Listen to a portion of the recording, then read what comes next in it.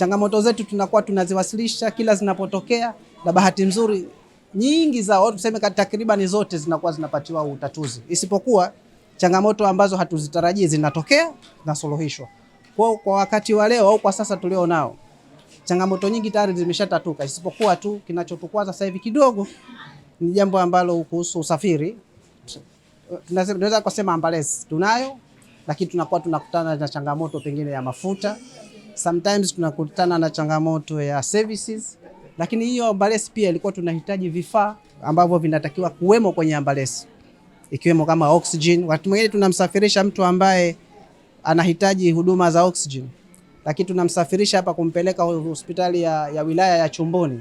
Kwa masafa hayo kidogo inaleta changamoto. Kwa hiyo hii bado tunahitaji tupate ile oxygen cylinder angalau japo ndogo, ambapo tunapomsafirisha mgonjwa awe kwenye oxygen au awe kwenye huduma ambazo anastahili kupewa huko hospitali anapokwenda. Swala la dereva tulishaongea na uongozi wa jimbo, tutakaa kikao cha dharura ili tujue tunafanya vipi. Maki tushai kukaa tukasema tutajadiliana ama kuwakabidhi ambulance wizara moja kwa moja au jimbo tuliende kuhudumia. Hilo tutaenda kulitolea tena uamuzi ndani ya kamati ya siasa.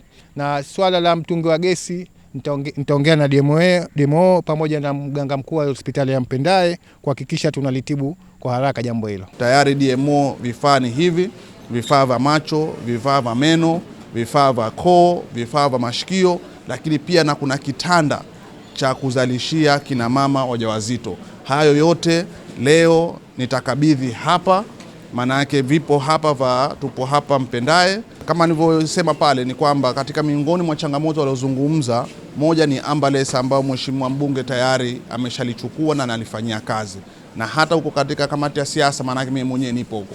Kwa maana hiyo tutaenda kupiga msumari kuhakikisha kwamba kamati ya siasa itaamua hii ambulance iletwe wizarani au tu waihudumie wao kama jimbo, na wale madereva pamoja na ule dereva ningemwona ningefurahi sana, kwa sababu uzalendo anaofanya ni mkubwa sana. Maana mwenzake alimkimbia.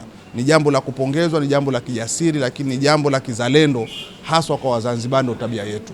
Kwa maana hiyo hizo changamoto tayari imeshashughulikiwa, lakini kuhusu ulinzi hiyo iko chini yangu mimi na nitaifanyia kazi. Na bahati nzuri DMO ameshatoa maelezo kwamba tayari wameshapeleka barua wizarani, na wizara tayari imeshakaa vikao na wenzetu wa JKU, yani wakala wa ulinzi,